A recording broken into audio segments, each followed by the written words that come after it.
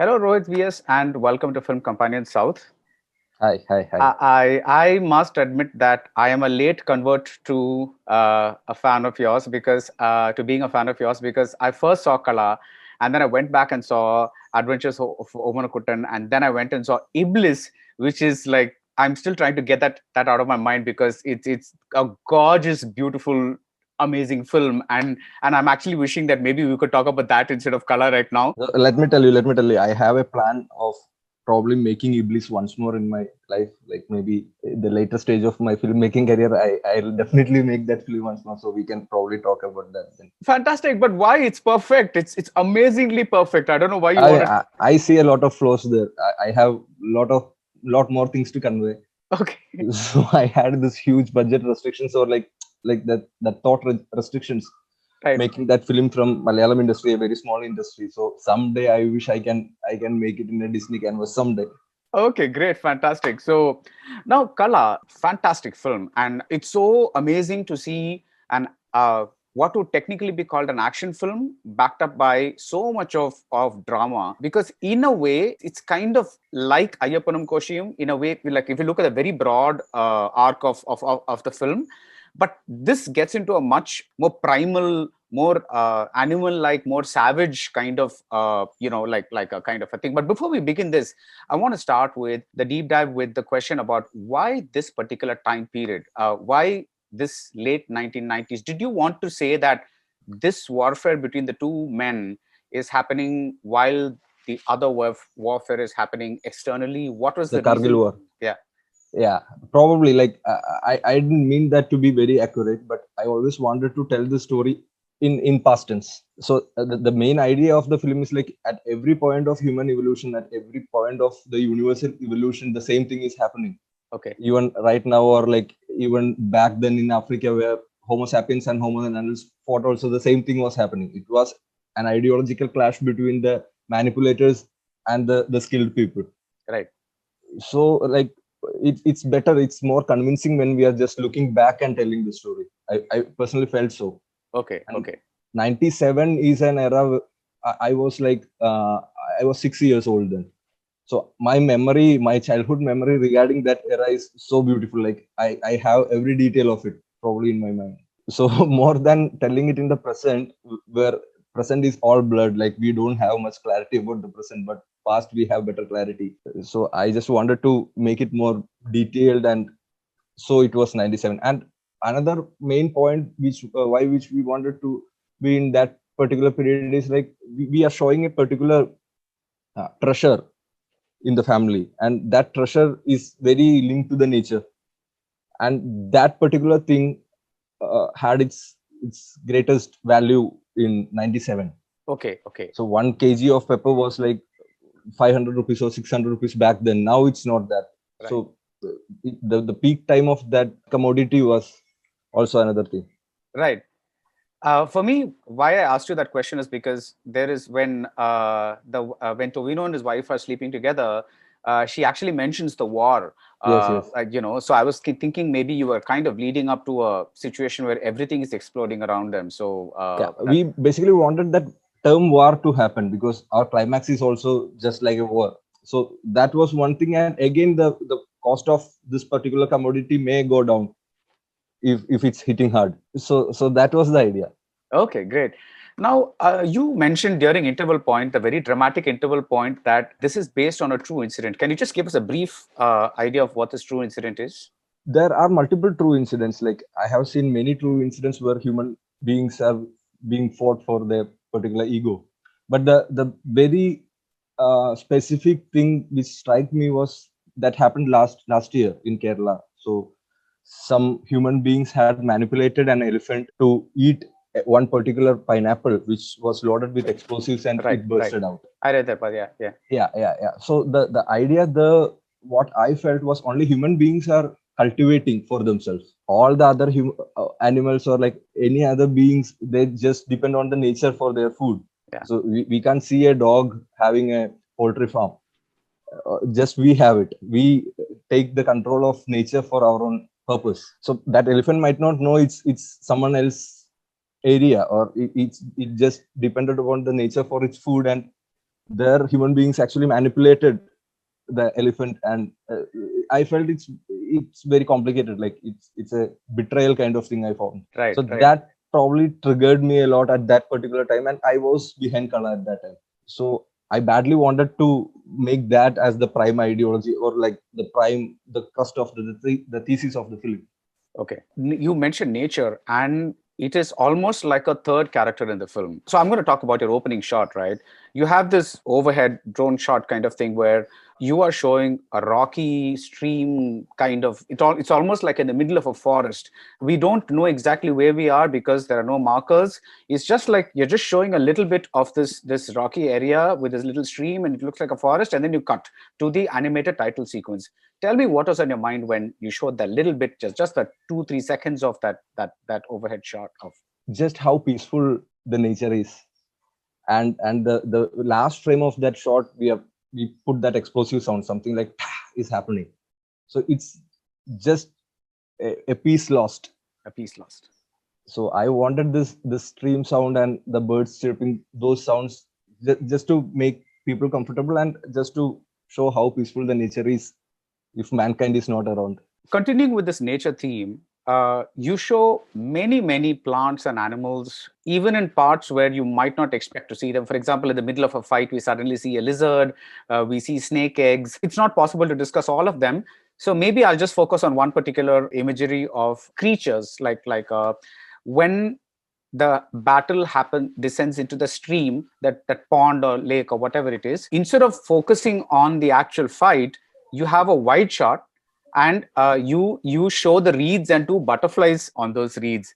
Tell me about that decision of yours to kind of say those two men are fighting out there, but I want to focus on these two butterflies. I don't know like how I came to that conclusion, but probably I had dreamt about that image. That image, I had it in my mind, like two men fighting and two butterflies making love. Okay. So that was the idea.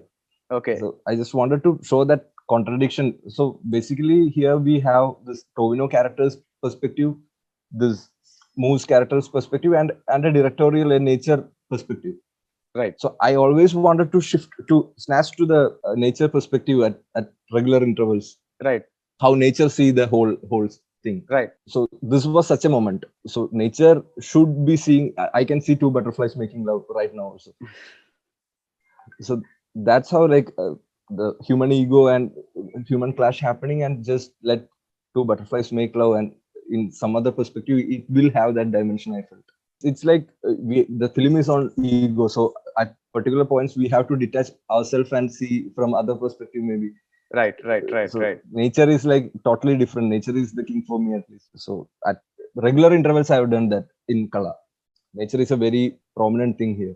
Yeah, rain is also a very prominent thing in Kala, and it's almost like when we first hear the thunder, Tovino's wife's character, she's looking out of the window, and we hear thunder and lightning. It's almost like an omen, like a premonition kind of thing, and it begins to rain, and that's when the workers start coming in slowly. How did you design? And rain appears in your film at very specific points in the movie.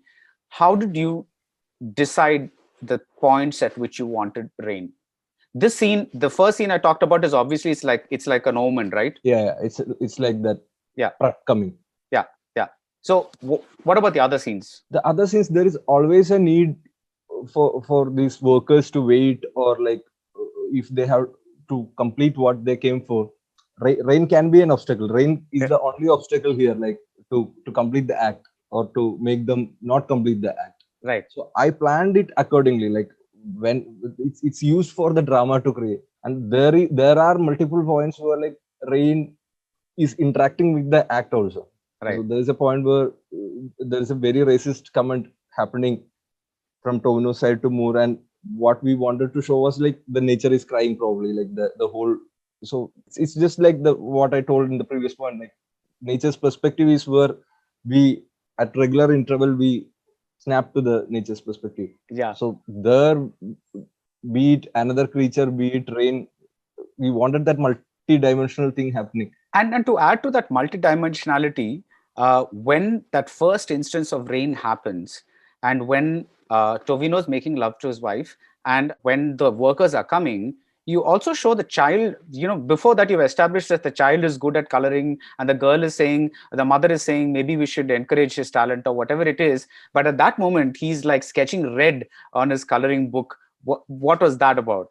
There's, I don't think it's too deep. Like I just felt like, Showing, yeah, she's being blindfolded with a red thing now. So probably that red, and okay, the blood red is also there. There is a line of socialism or communism or whatever, the revolution happening.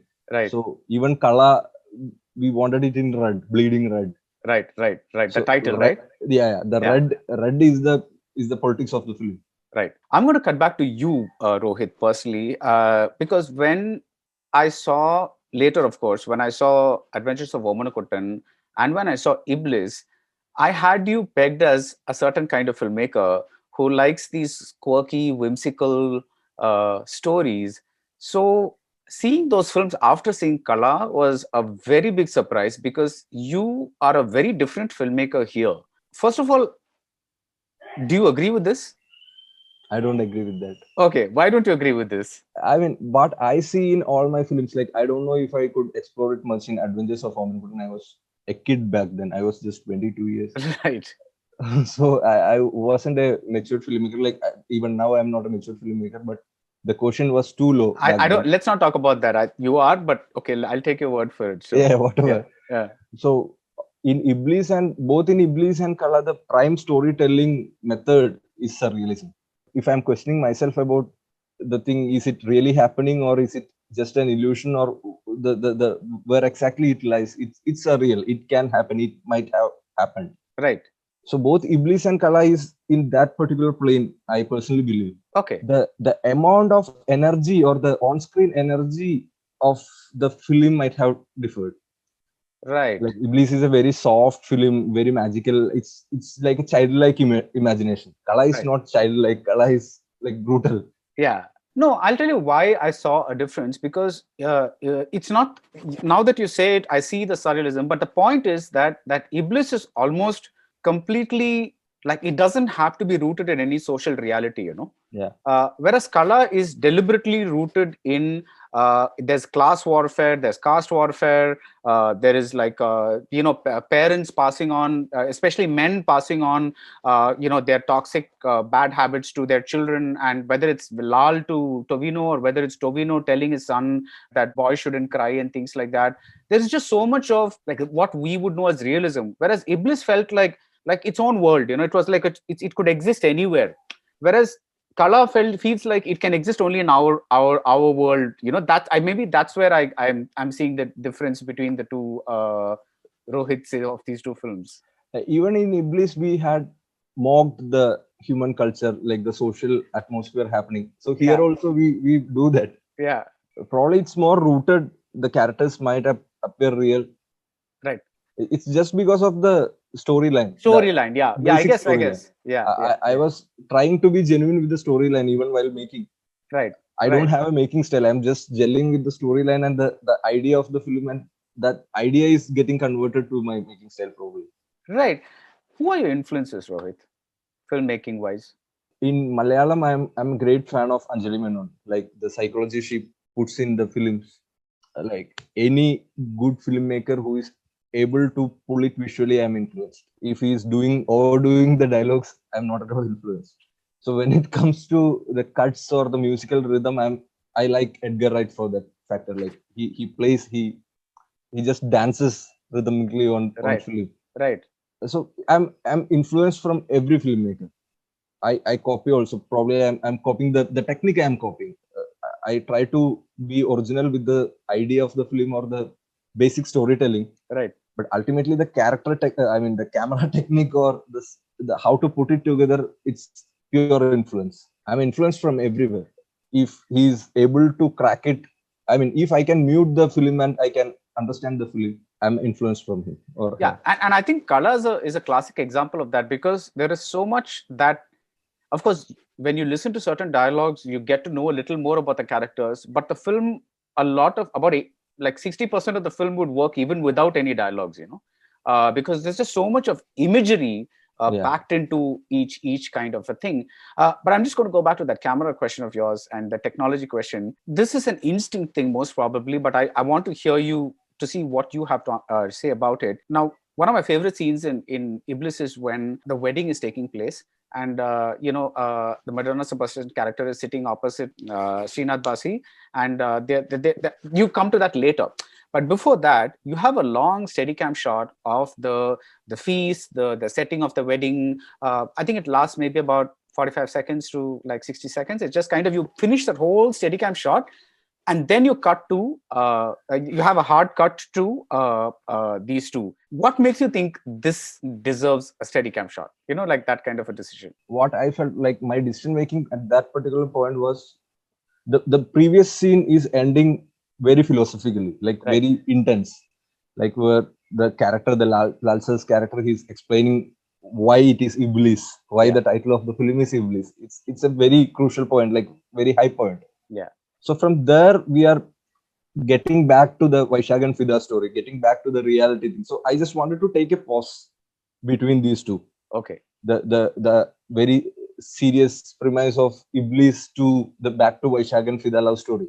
Okay. So it can't be just cut like that. I had this instinct, like we need some space in between, and also it's the musical timing of the whole thing. Like it's the glorification of Iblis in surround speakers, and then we take a ride back to the reality of the film, Right. where the wedding thing is happening, and I just wanted that space for the music to get back the rhythm. So exactly, so the plan was like I need 45 seconds of light-hearted pep music here.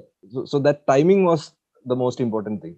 Right. More than one steady cam shot, that the decision on one steady cam shot, let's go for a single shot, might have happened later. But the first thing was I need like around 40 seconds of breathing space in between. Right. Right. So how we can show it in a cinematic way, or something curious has to happen there. That's why it's choreographed in that particular way. Right. Fantastic. Because it also, you just spoke about Edgar Wright and how he dances with the camera, right? Yeah. It's like, this is that rhythm. It's It's crazy. like, I just saw that and I was like, oh, this is crazy, because, you start with these people and there's obviously some kind of choreography that's happened there because people are moving correctly here and there and all that kind of stuff. So it's actually like this nice little dance, that rhythm that's happening there. Yeah, we have to run behind the camera, and like when camera turns, we have to disappear first. I think I took like 7-8 takes for that shot. For that? Okay. Yeah. Okay. For the timing thing. Let's talk about the couple in Tovino and his wife in Kala. Omanakuttan and Iblis are fairly asexual films. Here, the couple has a very refreshingly sexual relationship, right? I love the scene where she asks him for a cigarette. For some reason, I just love that bit where she kind of says, and he kisses her and she exhales that smoke. What made you imagine this sexual relationship between these two? Why was it important for you to show it in this movie? Because you show quite a few lovemaking scenes. Like there's two or two. That's exactly the point. Like Shaji is back to home after like 3-4 days. Right. He told his wife like he's going to Bangalore and he's just back. Right. And I just wanted to push this fact that he's more into lust than into the lovemaking act. If you examine the way he makes out also, like it's very dominant. So it's that crave for him, like that lustful approach towards his wife. He just don't want her to see the real him as well. So that's why probably he's blindfolding him. So that was the whole idea of the like lust is directly proportional to ego, probably. Right. Like that dominance factor. Right. What made you think that the cross-cutting has to happen, like when they're making love and he's blindfolded her with a red handkerchief or whatever it is? It's like you're going to cross-cut that act with the act of the workers entering the building one by one. What made you decide that was the right point to cross-cut between these two events? There is some sort of manipulation happening in the whole film. Like it's manipulated. So I just wanted to show. So first instinct of audience would be like, if someone is intruding to the house, Right. they can be like in the question mark, they must be like a bad energy, a bad omen. So I just wanted to show them as darkness Right. in that particular area. So when she's like blindfolded, the whole cam, just before that she's telling like, it's lit outside, it's morning, people can see. So the very next moment Shaji is just covering that there's Yeah. no more light here, and then they are coming. It's just like that darkness. I just wanted to emphasis on the darkness, and that's again manipulation. They are not the dark side, it's his darkness. Yeah. But that comes later on. But at that particular point, just wanted to show these entities as a dark energy substance. Right. I mean, Right. characters. Now, just like I asked you about your camera instincts, this is again an instinct question that probably is between you and your editor. You are a stylist. You're not a naturalistic filmmaker, because from the three films that I've seen, like that's a seriously a fantastic thing, because you're not like into like showing reality as reality kind of thing. You stylize things, right? But now at that point, let's take this point where the lovemaking is being cross-cut with the workers entering the building. Again, a very specific color, yellow. Everyone is in that, yellow. What makes you say that these shots need slow motion and these shots need to be left in the regular rhythm of how they were filmed? In Kala, I think it's just for the style. Just okay. Yeah, I just wanted to make it a stylish product, or like there can be slow motion. More than style, it would be like, we can call it cinematic. That would be the perfect thing, I feel. So the slow motion used here is like for the energy, for the build up kind of energy. So something is intruding. It's just like how we say it. Something is intruding. There is some storytelling behind that. Would you say to amp up the drama? Amp up the drama. I don't know if that is the right word. Like drama is the right word. I strongly don't know about that part. Okay. In my perspective, it's the emphasis. Okay. Where exactly is the emphasis lying on? So okay. There is something going to happen, and as I told, like the whole plot and the whole narrative is manipulated for this reason. Right. So it's sometimes we get it at the first itself. I mean, I had this cross-cutting thing. It's a very first idea. Like when I was thinking about this film in the very initial days itself, I wanted this to happen. Okay. Just to manipulate the audience, maybe. Like we have seen many films where these workers come in, and if the so-called hero is making love with his wife, there is obviously a chance of these people peeping into, and plot can go that way. Right. So that's right. what we have seen in cinema language till now. Yeah. So yeah. It's easy to, it's a cliche thing. So probably I wanted to break that also. Like breaking all the conventions is probably the key here. So you're saying it was not an editing decision, it was in the screenplay itself. Everything, all cross cuts or all intercuts, everything was in the screenplay. Screenplay itself. Yeah. Speaking of screenplay, Rohith, this is the first time you have co-written the screenplay, because your earlier films, Omanakuttan and Iblis, you are credited with the story and the direction, but the screenplay you gave it to somebody else, either one or two people to write. What made you want to write this? I mean, I had these images. So if you read the screenplay of Kala, it's very funny. It's not written in a proper screenplay format. Okay. We have just listed down the images, like 1, this, 2, this, 3, this, like that. It's a you drew the images? No, not really. I had these images in my mind, so it's just a document for me to refer. Okay. So there is no hard writing going on here. Okay. So Yadu, who co-written this, is very close friend of mine. So we are on a same point when it comes to the politics of the film, or like the whole setting, whole character behavior. Right. Our observation is very similar when we look out. So that's why we collaborated, and like we had a very similar wavelength. Right. So the scripting part it's very funny. Like we just listed down the images. Okay. More than scenes or scene construction, it's a collage of images, and images are put together to create drama, maybe. Yeah, I was actually going to ask you, how do you write the screenplay? See, for the first half, I can kind of get, right? Because characters are interacting, people are talking, this, that, and all that. But the second half is mostly action. How do you write screenplay for action? Here we were very particular. Like we don't wanted it to like the stunt choreography or anyone to take like it's very difficult to communicate the meter of the film, how Right. realistic exactly it should be, like that balance. So what we did was, for me, ultimately this film is a very psychological thriller. I wanted, at some point, I wanted these the ideologies of these two characters to run inside our head, and like it's an internal conflict happening. Right. So what we did was, we divided the fight sequences into four major fight Yeah. sequences, Yeah. and then we made scoreboard, like Shaji one, this guy one, Shaji four, this four, like, and we created drama with that. Okay. Reading that scoreboard itself, it's very unpredictable. We don't know.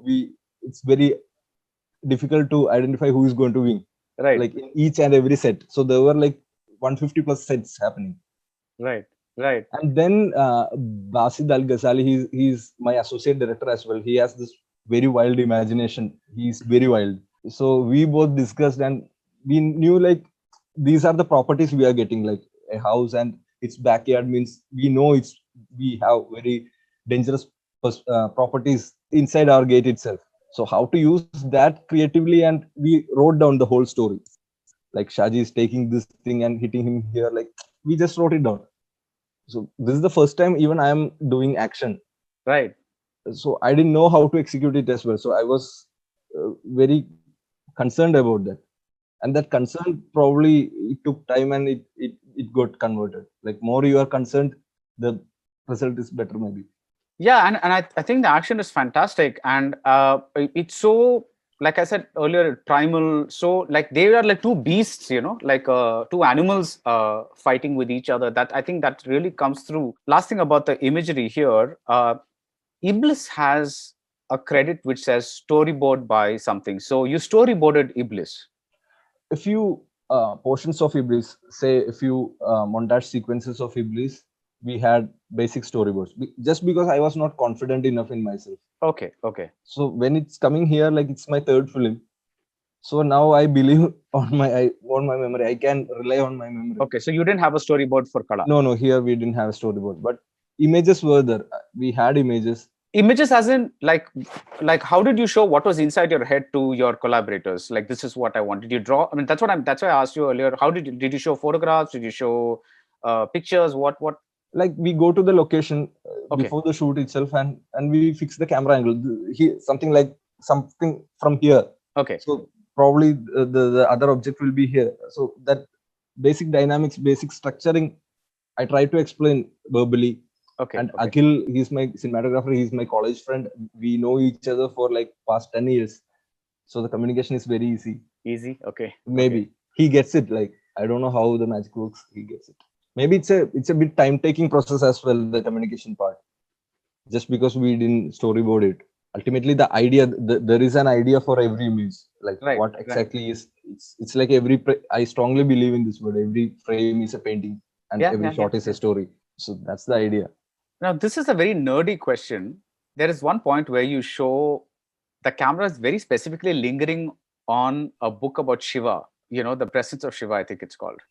Yeah. Is that just something you wanted to show there, or what was it? It's like, it's one of those things where, you wanted, should I take it out and underline it and say, okay, what does this mean? Or it's just a book. It's just there. I don't know if I should be telling this. You should. That's the whole point of I this deep strongly dive. feel like a filmmaker shouldn't talk too much about his film. But yes, the logic here is like, if someone is hearing, if it's helping any aspirant, let it. Okay. Probably. The idea is again a omen. In Hindu mythology, the clash between ego and destruction is a Shiva versus Brahma kind of thing. Right. So that was the very base story happening here. Okay. So Kala Bhairava is a version of Shiva, and Brahma, the Shaji's character, is portraying ego. So that ego versus destruction is Shiva versus Brahma. Right. So it's a omen, like next day Shiva is approaching probably. Yes, Shaji is the so-called villain of the piece in a way, but then you also take great care to shape his character as a sympathetic character, in the sense that he does things because all these years of failures have kind of made him a certain way, and he desperately wants to prove that he can succeed at something. So even when he kills the dog, it's not some like I want to kill the dog kind of thing. It's because those men are speaking behind him and they're insulting him, they're mocking him, they're taunting him, and somehow he's like, it's hard to explain this in words, but you know what I mean. It's like it's that moment that he drops the piece of meat with the explosive in it and kills the dog. It's not like, yeah, I want to kill the dog, right?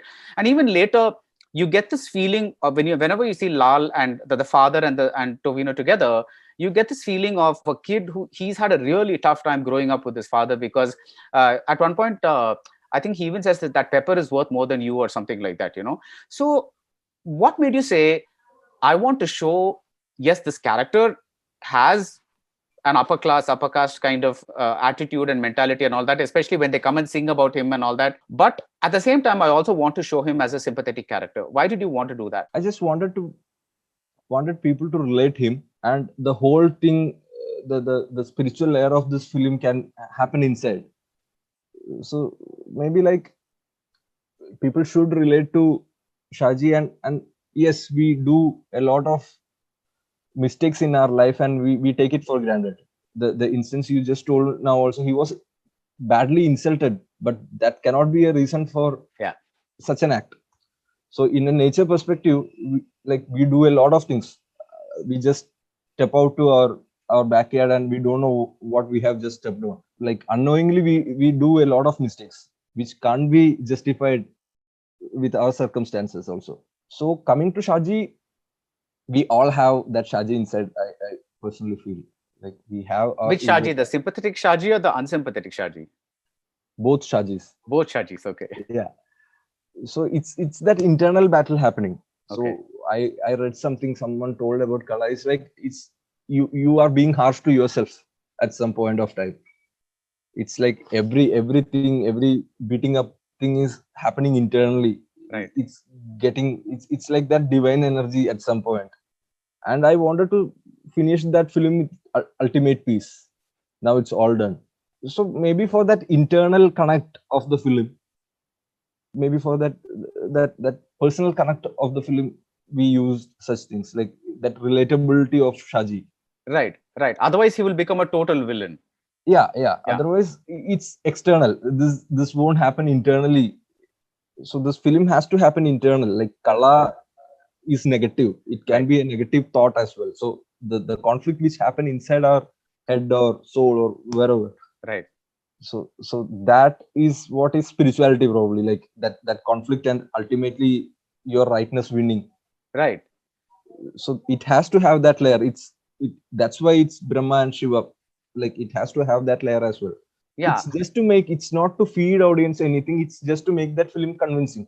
Yeah. No, and I because I also love that arc about how, again, it is not an arc that was strictly necessary in the film, but throughout the Lal character, that is Tovino's father, he does not like his daughter-in-law.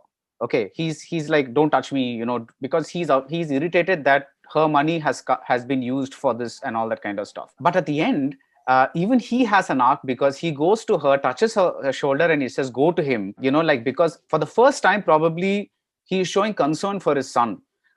Because like till then, we've always seen him insulting him or mocking him or saying you can't come or whatever it is. And the last time, that arc was also completed. And I love that bit also, where after all this, it's almost like this is a cleansed man, and something has cleansed him.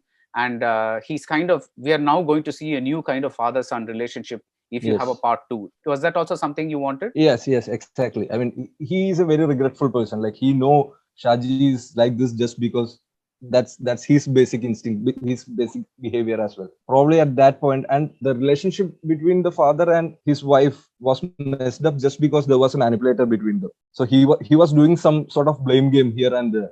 So once his side is washed out, philosophically, there has to be a combination.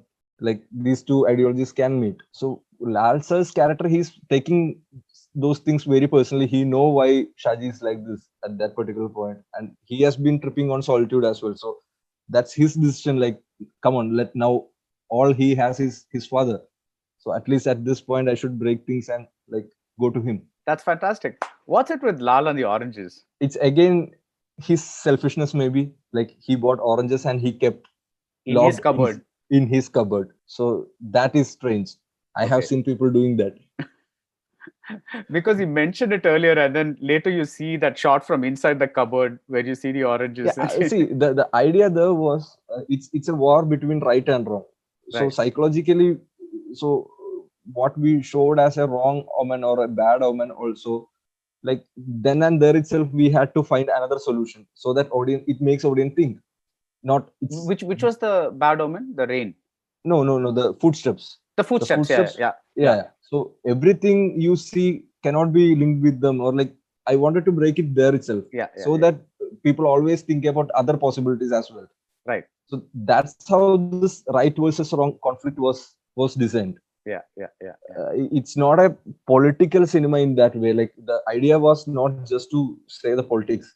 I mean, it's a conflict between the rights and the wrongs, Right. Right. and asking, it's like a questionnaire asking the audience to find the answer for everything. Right, but there is a very explicit political layer in the film where you say that these people took our lands. We were once the tribals Yes, yes. who you show as the tribals. They own the lands, and people like Tovino or his father or great grandfather or whatever it is, they took the lands, and this is almost like you took our land. So in the end, the Sumesh Moore character has to enter Shahji's house because it's like you crossed over to my land, so now I have to cross over to your area or your land, so I kind of knew that at the end he would come into the house that you planned, right? Yes. Okay. So it's like ultimately who invaded whom? Yeah. Who Yeah. invaded whose house? Yeah. Maybe like mankind invaded nature's house, and it's that loop keeping on happening. Yeah. More than going through to the politics of it, I was just keeping it in to the reality. So Okay. this is what exactly happened here when we look back. So politicizing it is the second thing, but first thing is that's the reality. We are Right. just showing the reality. So this is what we observed basically. So right from the Homo nonantral Homo sapien thing itself, the same story is keeping on happening. Right. The manipulative, more manipulative and less manipulative. It's the war between the more manipulative and less manipulative people. So the more manipulative people are just manipulating and invading the so-called less manipulative good people. Let's talk about the last scene, not the last scene exactly, but the big scene at the end, the last big scene at the end, which takes place in the bathroom with this man sitting on the throne and with Shahji, sitting in a corner and cowering. What is that? Probably Shahji finds, I mean, I personally find toilet is the most private place, or like the most inner self place. I can be purely myself there. Like it's our comfort zone. It's our Yeah. very personal space. So this guy entering to his very personal space and then confronting, there was the idea. Yeah. Yeah. So from that stairs itself, the treatment is a bit psychedelic. It happens in a trance atmosphere. Yeah. Yeah. Yeah. So Shahji is running to more and more towards his self. So just before that, he is telling like, if you beat there, it won't affect me. I am here. The idea was to like, it's not my wife or my father. Like I'm here. I as a human being, or I as myself is here. Like this is what I am. So I was the term, and from there he is like running to his bedroom, and from there he is running to his bathroom, and he's hiding. Yeah. So that's the most self place. He's in very his self most reality. personal place. Yeah. Most yeah. He's most self. He has Yeah. the self. That's where he's like the most self, and he going there and then defeating him there was the idea. Right. Right. And he always wanted that high as well. So that's why Shahji is kept low and like he's Yeah. high. Yeah. And I think what's lovely is that out there the defeating has already happened, because there's not, like, you don't have to have another fight or another confrontation there, because just showing those two men, one above one below, ends it all. It's like he just has to say, I want you to feel that pain, and that you get that whole thing over. What made you say, I want him to take that dog away? That's how the idea struck first in my mind. I, for some reason, I don't know what kind of a person I am. Like for some reason, that was the exciting part for me. That is the Sumesh Moon character taking the dog away. The more than expensive dog. taking the dog away, my perspective is like the dog is going with him. With him, okay. Yeah. So that can be Shaji's ego or like whatever. I don't know. Like you can give n interpretations for that particular Yeah. act, but it's not an eye for eye thing. Like you took my dog, Yeah, yeah, I'm yeah, taking yeah, your yeah. dog. It's not that, yeah. Like it's that freedom. The dog is being unchained and like the dog is now free. So like we know like probably the dog might have sensed the goodness in him and it's just walking out with him. So shall I tell you my interpretation? Yeah. For me, it was like Shaji cares so much about that this is a foreign dog, it should be kept this and all that. But the dog itself doesn't care. Yeah. It just wants to go with somebody that it's comfortable with. So it's like the Yes. dog has no distinctions between foreign or Indian or mongrel or whatever it is, you know. That's how I saw Yes. Yes. the scene kind of. Yeah. Yeah. Exactly. Like it's just that attraction towards love Yeah, or yeah, affection. There can what I read was like human beings and dogs they share a very good connection. It's because of some hormonal interaction happening. right. I don't know what hormone exactly it is. I don't remember, but there is a hormonal thing happening, and that's how dogs identify the goodness in people. So that's the point where Moore is coming very close to the dog, and it could have happened. Right. I'm going to talk about two instances of stylization. We already talked about some, but when the child, that is Tovino's child, when kid sees Mani Ashan, he sees him as a ghost. What was that about? Like a performer, you know, like thing, but he thinks he's a ghost. What was that premonition about? Because Mani Ashan is only the person bringing these people in, right? So it's my personal experience as a kid. I had experienced this thing. Okay. So what generally happens? It's an art form. It's like in Palakkad and nearby areas. It's an art form. When I think back, I feel like the oppressed category. It was just for them to explode and to show their frustration out. They did that. Right. So the Pudan, it's an art form. So it's generally done by the so-called low caste people. So it's an art form they use for their expression, Right. Right. the instincts they have inside them, and they just that's my interpretation. I don't know what exactly it is, but there is a certain caste discrimination happening there as well. As a kid, I was like terrified by this image of Pudam, Okay. Okay. and people who come like people who go for this small works around, they does this. So somewhere it's all related, like the caste difference and this kind of expressions are related. Right. And that child also is afraid of somebody who looks so different.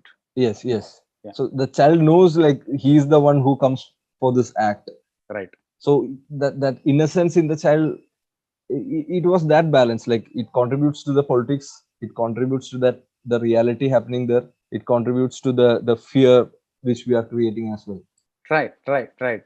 So Now, it was used each for of that balance, I guess. now you have a lot of echoes and double images in this Yeah. film. I mean, there are many things, but again, like I'm going to maybe ask you about a couple. There are some very subtle ones, like the cobwebs on the window, and then when you focus on a pair of glasses and the cracks are kind of like a cobweb, you know, it's almost like splinters kind of a thing. And then later, when you have the child shooting a toy gun at a plane, and then later much later you have the plane looking down at these two people fighting, and then of course you have a tile falling down earlier on in the film when Tovino's in the plane, and then later when Sumesh Moore character escapes from his room, there also like the tile falls down.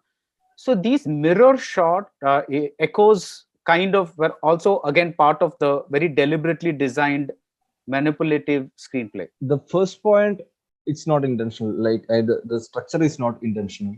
We just wanted to show that the bad vibes happening there. It's a vibe, it's an energy thing. It probably contributes to the presence of Shiva, and like it's that energy, some bad energy, the dark energy happening everywhere. Right. So the cobweb or the spec thing, I mean, it was not very intentional. Like Okay. that's what I felt. The second thing, uh, it does a lot with the timeline of the film. So the Right. film starts at 5 o'clock or 4 o'clock, 4:30 this day, and ends at the same time the next day. So that's why that flight was The same plane. the same plane, the same time. So it's replication of that time, maybe. Right. third thing again was not intentional. It just went with the story line. Okay. Like the cracking of the roof head is, I mean, I didn't find it as a the double thing. I Okay. didn't Okay. find it like that non-polar thing. But yes, the whole film has two, the right and the wrong. It's like two. We can bring those things to two human beings or two class, or like that inequality. When two is one and one is happening, there is inequality. Right. Right. Right. So the balancing between that is the whole politics of the film. So yes, two is definitely there. The first time you show the plane, you show it from ground up. The Yeah. second time you show it almost like a plane point of view and show it from up down. Why that difference? The second time we wanted to use that geography. Okay. Like we wanted to show that it's again the same house which you saw. So you were all seeing the act from the down, like inside the conflict. Now let me take you to the overview and show you like what exactly is happening. Okay. It's again the same house with same nature, and two people, they seem to be very small now. Right. And they are quarreling each other, they are fighting each other. Now let's talk about the way you design sound. That again, like your cinematography, there's some, and like your color, there is a very stylized element to the way you use sound. It's exaggerated at certain places. At one place, I really liked was when this man comes to take Tovino's wife to her parents' place. Tovino is having an argument with him about why you're talking about this money thing in front of everybody. I'll give it to you, whatever. But in the middle of that conversation, the dog barks outside, and the Sumesh Moore character is kind of standing just outside the window. So at that point, the conversation that is happening between Tovino and this man, that sound goes down, and a kind of a like some expressionistic, almost like a surreal kind of thing goes up, where it's like you suddenly focus on Tovino's eyes. He's looking outside, and this conversation is also happening, but in a slightly like a different sound. How do you design this stuff? Is it like again part of the screenplay that you kind of write all this, or is this stuff that you play around when you're with your sound guys? It's the going with the storyline kind of thing. Like at every point we have this story to convey. So let's focus on that and that only, Okay. so that we get effective storytelling probably. So at that particular point, the idea is that yes, the intruder is right there. I mean, he's getting there. So like let's focus only on that. Like even as a character, he knows there is something bad happening. There is a bad energy. Like he's been experiencing that from the morning, Right. but he doesn't know like what exactly is it. Right. He know like it's internal, or he's messed. So at that particular point, when he spots that, like he sensed the fear. Yeah. So that was the exact story point where it was. But generally when we discuss about the sound, it's that particular story or that instant which gets enhanced. So there is this instance where Blackie runs to the backyard and Shaji is going. Yeah. So there is one shot like the gate is being shown. So at that particular point, our prime storytelling object is that gate. Yeah. Like that gate, probably from the backyard to the nature, the lush forest like nature inside the whole premise. He's just entering into that particular world. So Right. that gate is like a metaphor in between. Yeah. Yeah. So let's focus on the gate now. So when he's opening the gate, let's give the gate a glorification. Yeah. Yeah. Yeah. So that's how the whole thing is written. Yeah. Like let's focus on that particular thing which has to be glorified. Fantastic. So Because there is, it's like when we detail and when we give everything, we have a logic for that. We go for it. Like yeah, it's just convincing ourselves. I thought that scene was amazing because see, a bad filmmaker, he might have had this conversation happening between the man and the Tovino character, and the Tovino character suddenly sees somebody outside, and he rushes to the window and he says, "Hey, who are you?" or something like that. I'm just like randomly saying, but Yeah. what I'm saying is that you completely avoid what can be done as a dramatic thing.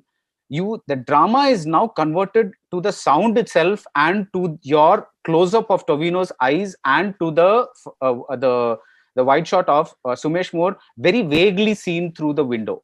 It's almost like he's a ghost. Like you don't know whether you really saw him or not. It's like, I mean, at least the first time I saw the movie, I was like, was there actually a man there or no? Yes, Like yes, that. that was the idea. Like we didn't want to like completely show him and like completely reveal him. So there is someone like there is some serious issue happening. There is some serious fear happening. Right. There is some purpose. I think this is the story. Like so, I wanted like at that particular point, audience should think like yes, what we guessed is right. Like Right. it's going to be a home invasion thriller. The idea is to keep on interacting with the audience and like Yeah. so we all have this memory of seeing a lot of films in our head. So we already carry that, no? So we can do storytelling from that plane as well. Now let us talk about the Sumesh Moore character, right? Again, to continue with the sounds thing, you have some tribal chants kind of thing coming from in the behind whenever he's there. You also having him do some. It's almost like cave paintings. Like old ancient man used to do. Like when he's captured, when Tovino captures him and puts him in that pepper place in that shed. It's almost like he's doing these cave paintings. How did you see this character? Like it's almost like a continuation of like the way man originally was. Yes, Okay. exactly. I mean, at least in my head, he's my Black Panther. Okay. So that glorification and like that's where I stand as a person as well. Like I feel like I should be going back to the forest for some Okay. reason. Okay. Not forward with the technology. Let's all go back to what we were at some point. Okay. I find some beauty for that. Okay. So emotionally, I'm always with him. Okay. His lifestyle is also exciting for me.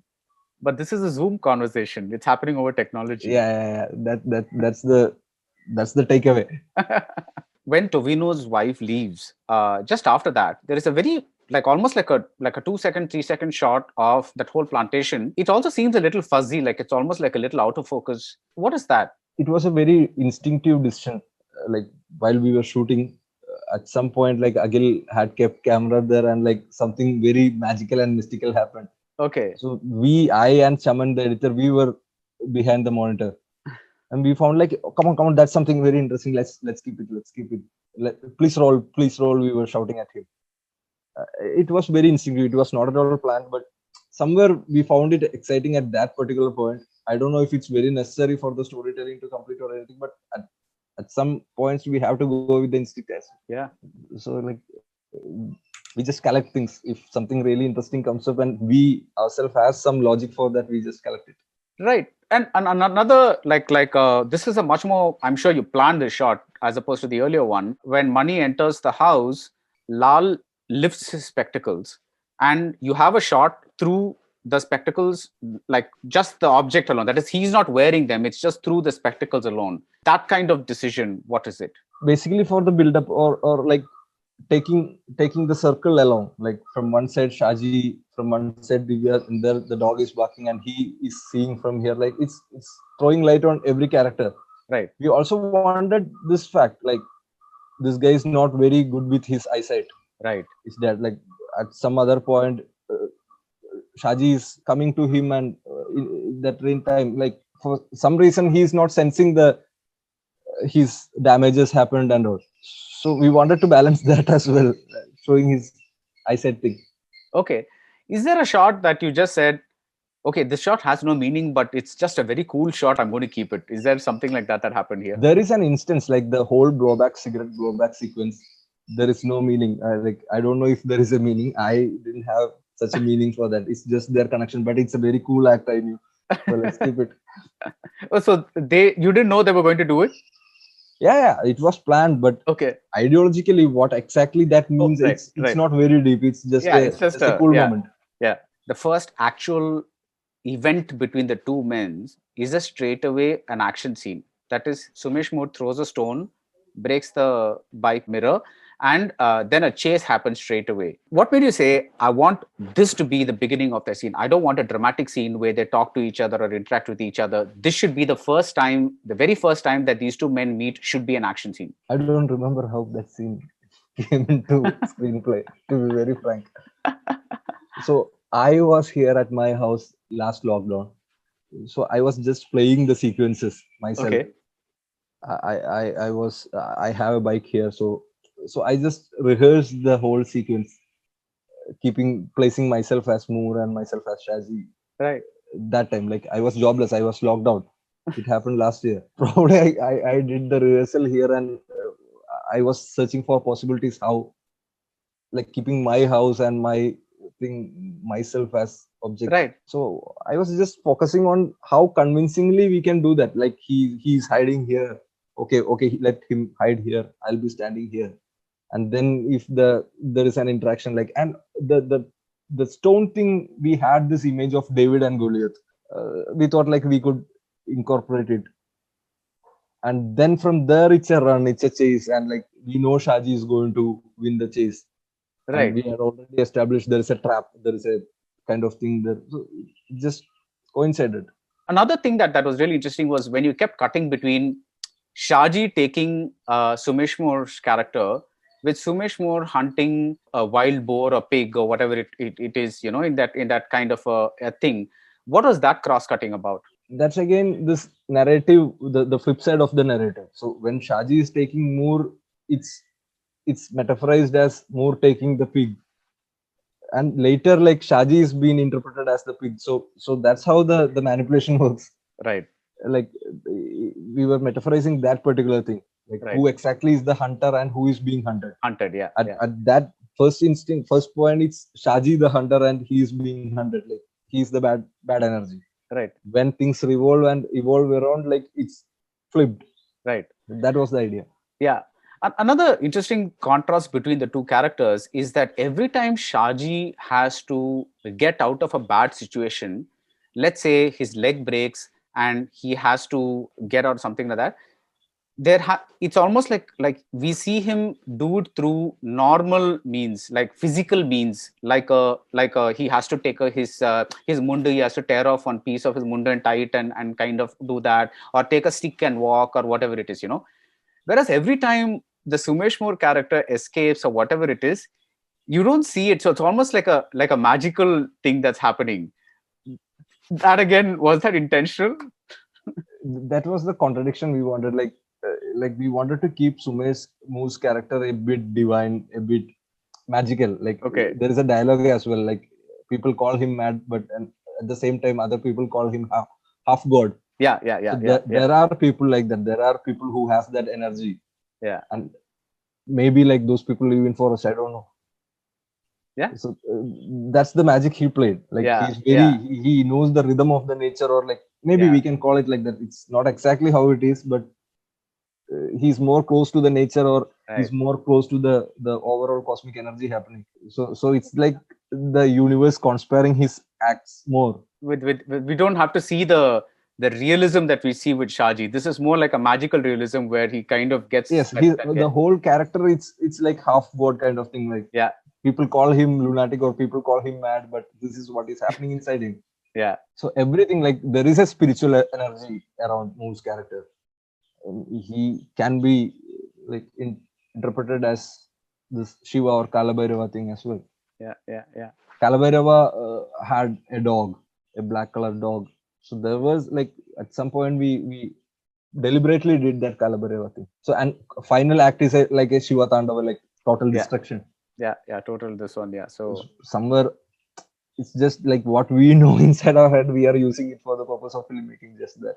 yeah, there is one very interesting scene in this with the wife where, because she's been away and she comes back and she sees blood on Tovino's chest and she says this blood smells different. I want to ask you how does blood smell different, and what did you mean by that line?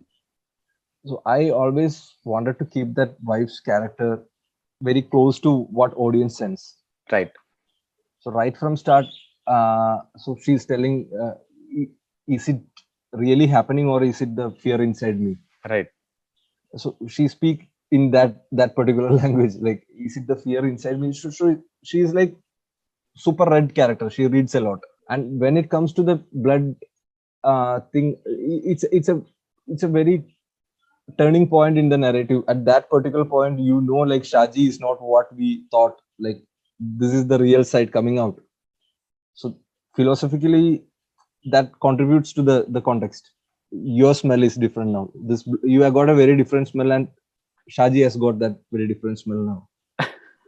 Just that. I mean, I read somewhere like people interpreting it as the upper class people judging the lower class blood, but I didn't really mean it that way.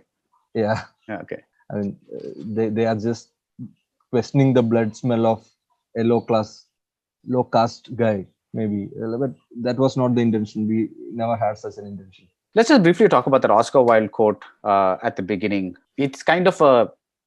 Why did you feel like you wanted to give us thesis summary kind of thing at the beginning itself? I mean, I just wanted to throw a light on how you should see the film. Like that helps in that perspective. Like what exactly, like in which angle, which perspective you should see the whole film. That was the idea of keeping that quote.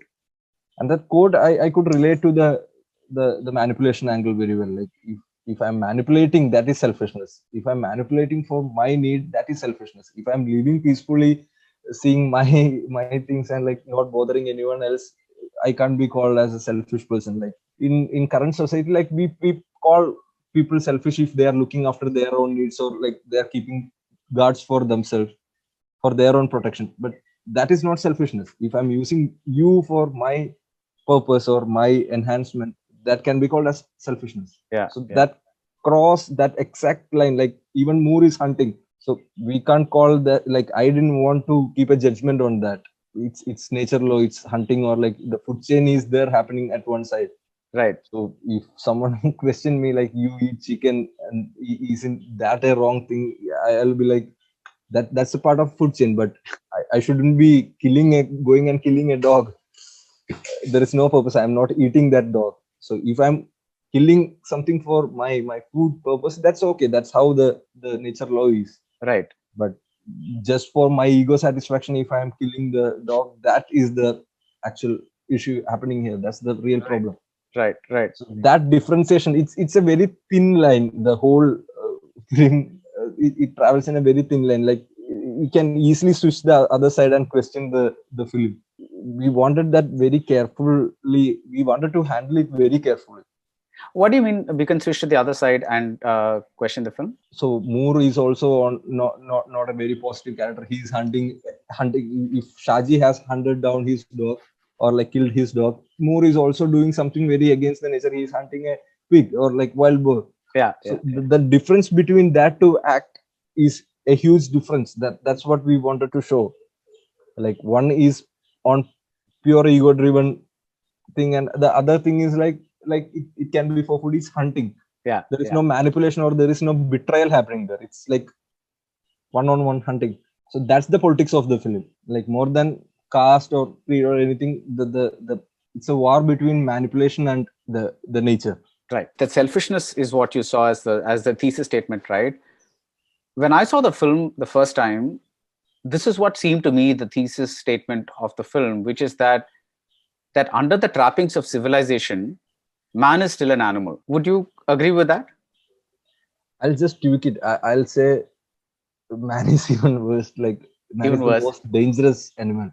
Right. So very recently, like last week, I came across this drama called The Last War.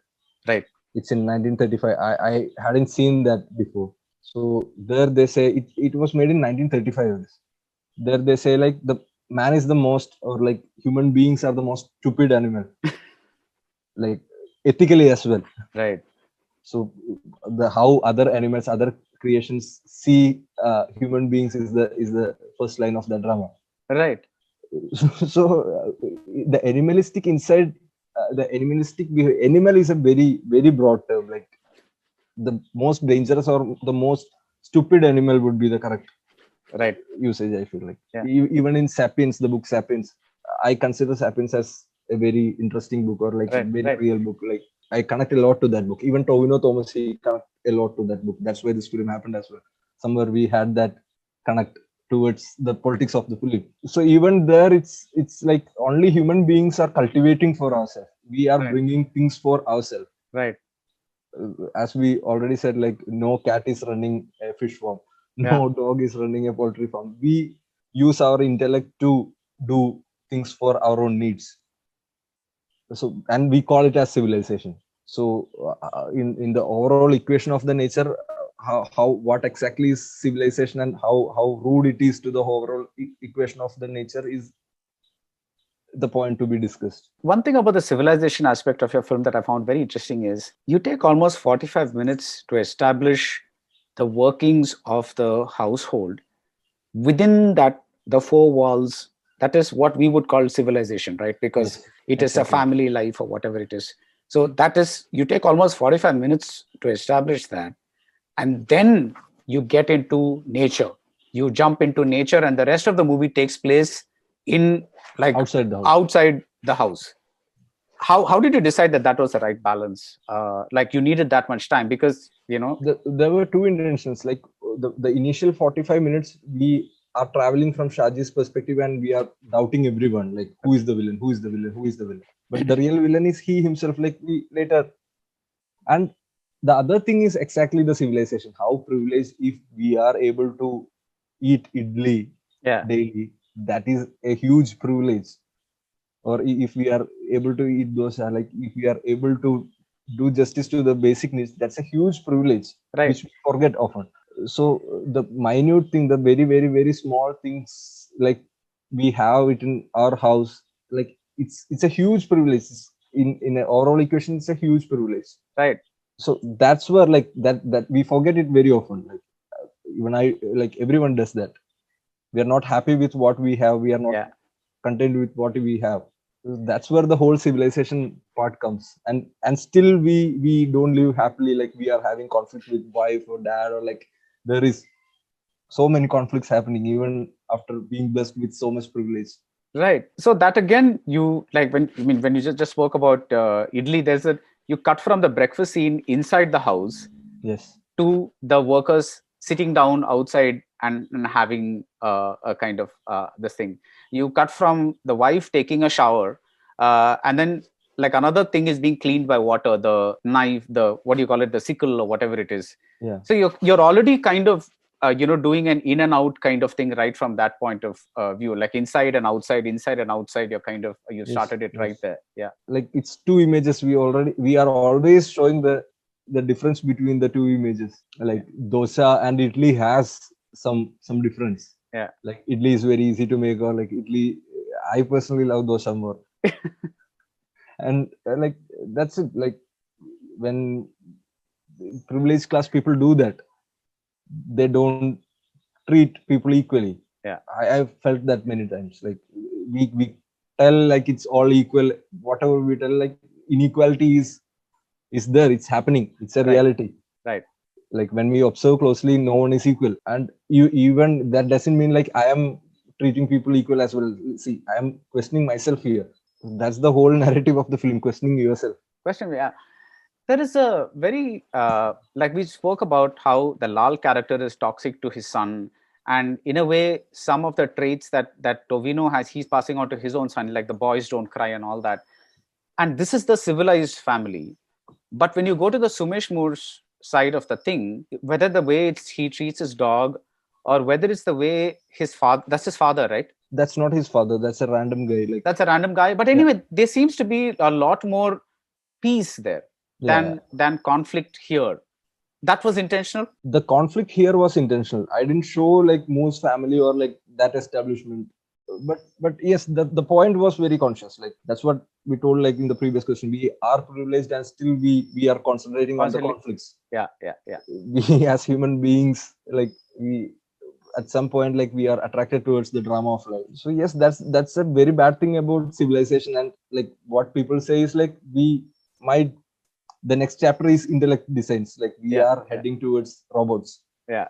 Somewhere when we look for many things to contradict, like when we apply logic on many things, like we get few takeaways as well, free Yeah, takeaways. yeah, yeah. Which is what I think makes these conversations interesting, right? Because the point is that when you are trying to communicate something to an audience, but you're not always there, because we see the movie and we come away. But when I'm talking to you, I come up getting your point of view as well. So that's the whole point of these deep focus conversations. Yes, It's partly what we see and partly what you say you made, right? That's it's The the creation process is not like full and fully, it's not intentional, but and it's not conscious. It's not 100% it's conscious not also. conscious edition. Yeah, It's just like our logic. If I'm able to convince myself for this particular reason, I'm okay right. with it.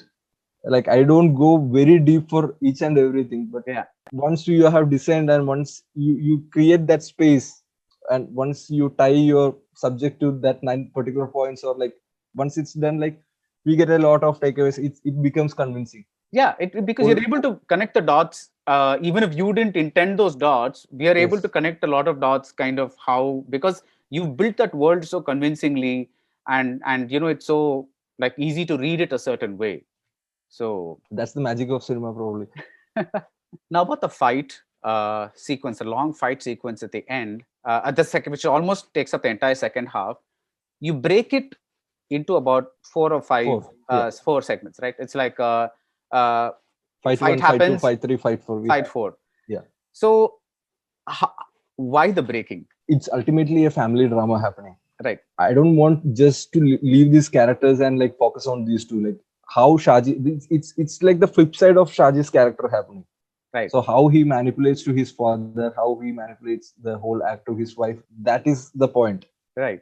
So as I keep on telling, like the idea of the film is manipulation versus the other thing. Like, Yeah, so slowly we are taking the audience to the real side of Shaji. When the whole thing is like uncovered, now they know who exactly is Shaji, and now they know, like now he's behaving, like now he's acting, now he's manipulating. Even to his dad, he is like, so now I doubt Mani Ashan. yeah, yeah, So even in the very first scene itself, we have shown like he's doubting the driver character. yeah. So when this is relieved, probably audience may question the first act. So it's just his character That's coming through. having taking that Joker arc. Like, Yeah, so that's the idea of the film, and the whole construction of the film came to me like in one stretch. It was fantastic. not made up. And that's why it looks organic. But I will still tell you that during one of those breaks on the fights, when the accident happens, when the man falls down from the tree, and at that point they're going to load the pepper into the truck, right? So Mani Ashan says, no, this man has to be taken to the hospital, and Shaji says, can't you just finish this? There was a small part of me that felt sorry for Shaji, because he is such a loser, such a loser, such a loser, such a loser, that every times he tries to do something happens, and like he can't complete that plan. One small part of me felt sorry for him. I'm sorry, but even though I know he's all these things that you say he is, I was like, oh my god, can't he just can't catch a break, he just doesn't have any luck at all. So The whole universe is not favoring him. favoring him at all. So That's right. He's such a loser. so continuing on that point, is the film also like a small comment on how constant failure can change a person?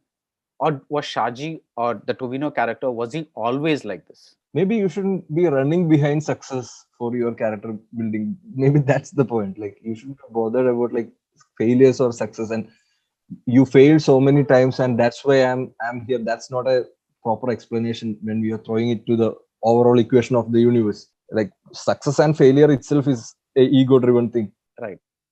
Maybe. Is Rohit really as zen as the person who wrote Kala, or do you also have your own ego battles and all those kinds of things that Of course, happen? I am I am another human being. Like, but I snap between these two philosophies. Right. Like, I try to be good to the nature. I try, but at times, like you get dashed to this thought, and like you go with your ego, and later you regret for that. So Right. this keep on happening, and seriously, this book happens. I the first time I heard about the book was probably like one of my friend was telling in Janaganamana, the series. Amir Khan told about this book. That was the first time I was hearing about this book, and that was really an eye opener. I mean, I don't know if that's the brilliance of the writer, or is it the reality, but Yeah, yeah, yeah. when we think back how civilization formed, how caste system formed, how the marriage, the act of marriage formed, like how exactly these things were, everything was man-made, everything was human-made. Like when we find the reason behind all these things, like all we can see is human ego just to win, or like very personal, very selfish decisions Wow. from the whole mankind.